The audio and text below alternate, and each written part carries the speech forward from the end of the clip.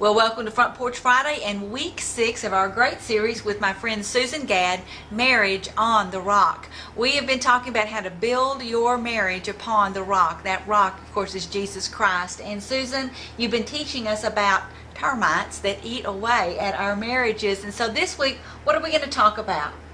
Laurie, we're going to talk about the fourth termite, and I believe that termite is poor communication. Poor communication. Okay, explain that. Well, just like as we've said already, just like with a house, you can have termites in your marriage, and they can do a lot of damage to the foundation before you even realize it's a problem. But I believe we're calling today's series Foundation Repair. All right, Foundation Repair. Because I believe that even if they've done some damage, there are some things that you can do to repair the foundation. Okay, that's good news for you, and that's good news for me that as we go through this, and I know what she's fixing to talk about, you may feel some conviction about some of these things that have prevented you from having good communication, but you can rebuild. That's the good news that Jesus gives us, is that His mercies are new every morning, and we have a new day ahead of us today. You can start over again. Susan, what are some of the main things that prevent us from having a solid foundation and keep us enslaved to poor communication skills? Laurie, I think communication is not so much what you do as it is an environment that you create. And there are probably 3 obstacles, I would say, that keep us from being able to be a safe person and to create a safe environment. The first one is criticism. This is huge. Yeah, this is huge. And if I would say that if you find yourself to be a critical person, if you're always looking for someone else to blame for the bad things that happen in your life, then you were probably programmed to believe that the only way to be worthy of love is to be right all the time and never fail.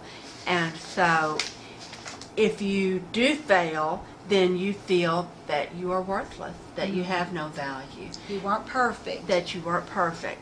And being worthless, having no value, is a very painful thing, and most people can't accept that.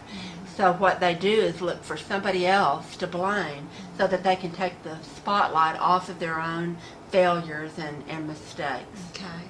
So criticism is the first, you would say, obstacle that prevents us from having good communication in our marriage. There's a verse that I think it just goes along with this so well, and it talks in Ephesians chapter 4, verse 29, a real familiar verse. It says, let no unwholesome word, and that would include critical words, then let no unwholesome word proceed from your mouth. And what he's saying, then there's a prohibition from us speaking critical words, okay, unwholesome words. Only such a word, though, we're only allowed to speak words that are good for edification. That word edification means to build other people up according to the need of the moment. It says that it may give grace to those who hear. When I look at God's command here in Ephesians about what kind of words can I speak and say and communicate, critical words, I can't do that. And criticism is definitely a poor communication skill, but it's also something that God prohibits from being a part of our communication. Susan, what's the second obstacle that prevents us from having good communication in our marriage? I think it would be conditional love. Conditional love. I think it's impossible to build a safe environment for good communication where there's conditional love. And if you or your husband were raised in a home where there were strings attached to the love that you were given, then you're a hurting person. And what you find is that hurting people hurt people. Right. They pass that hurt on to others. It's funny, Laurie, but marriage, I have found, doesn't cause our problems. It only reveals our problems. Oh, I agree. It shows us what's already there. Marriage causes pressure, and pressure always introduces us to ourselves. The foundation of all of our interpersonal relationships are laid during our childhood. And we develop concepts about ourselves, about others, about life in general, and most importantly about God during childhood. And if the authority figures in our lives that were so important and were supposed to protect us and provide for us during those early years didn't provide a stable environment while we were growing up, then we're more likely to struggle with feelings of guilt and self-condemnation and anger and rage and resentment. It goes on and on and on. And insecurity, of course. Right, And right. with that would then lead us to then pass that along a lot of times. If we don't recognize it in ourselves, then we can become the kind of people who have conditional love toward our mate and toward our children, and then just keep that cycle going. Right. And you know, when we don't possess unconditional love because we've not been able to receive it from God, because it's a foreign concept to us. Yeah. If we don't possess it, we can't give it. Yeah. And we don't have that to share with our mate. This is a problem, but it can be overcome. It can be, and we have to admit that we've got a problem, and we have to be willing to do things God's way. Yeah, and accept God's unconditional love and grace for us so that we can take that love that He's given us and then give it to our mate and to others in our lives. Well, I think there's another obstacle, and it may be the biggest one of all, and it's unforgiveness. Ooh. Unforgiveness. I want to tell y'all something. I've wrestled with this, okay? Not so much in my marriage, but in just other instances and things like this. And this is a biggie for a lot of us as women, that we hold on to things. And forgiveness is something that absolutely it can undermine communication and shut down communication and growth in your marriage. Elaborate on that for us, Susan. Well, hurt's going to happen. That's just a fact of life. And the only way that hurts can be healed is through forgiveness.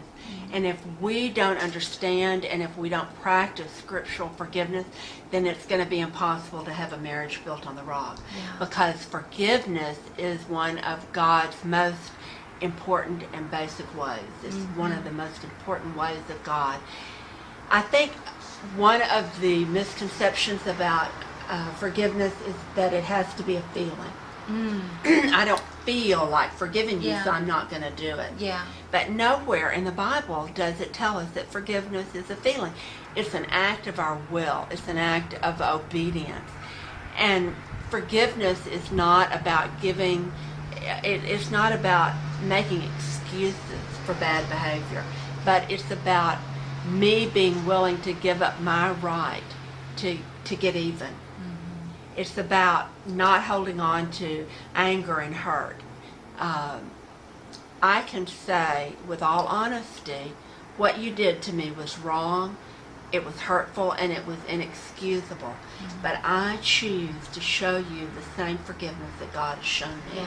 Yeah, and that's really what it comes down to. Basically, I can't do any less for you, for my mate, for anybody else, because of what God has done for me. If He'd done any less for you and me, if He'd done any less for you, girls, listen, you would just be lost. We've got to forgive, and this is huge. And it is so easy to just hold grudges and to just shut down relationships. And in marriage, you will absolutely tear away at the very fabric and the foundation of your marriage. Forgiveness is a huge obstacle. And you know, Unforgiveness. if we're really serious about doing things God's way, there's a verse that comes to mind. It's Colossians 3:13.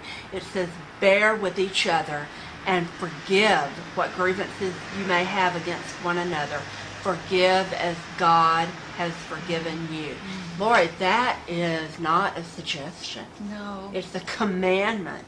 And God knows, He knows that unforgiveness is like soil that this plant of bitterness grows and thrives in. And that plant has lots of deadly fruit. Yeah. Lots of deadly fruit. Depression, and anger, and rage, and bitterness, and the list goes on and on and on. And if you want to be a safe person for your husband, if you want to create a safe environment where good communication can flourish, then you've got to be willing to forgive. I love that, Susan. And so we look at today and we see this termite of poor communication that is manifested a lot of times through criticism and through unforgiveness. And what was the other one? And through conditional love. Through conditional love. Girl, listen, are you examining your own? I know if she's doing this, I'm examining my own heart and saying, Lord, show me. Am I communicating in a critical way? Am I a person who has conditional love strings on the love that I have surrounding those that I love the most even? Or have I... do I have unforgiveness in my heart? I pray that you are just examining your heart and that these are not obstacles to having really good and strong communication and a safe relationship to have a good communication with your children, with your husband, in your own life. Well, sum up for us today what you've been talking to us today in this episode of Marriage on the Rock. Once again, to have a marriage on the rock, we've got a purpose in our hearts. We've got to be intentional. We've got to be deliberate about doing things God's way. And Laurie, it dawned on me when we were preparing the series, God has always communicated clearly with his kids. Yes. Throughout history, he's been very, very clear. And when he does so, he doesn't condemn. He's not critical.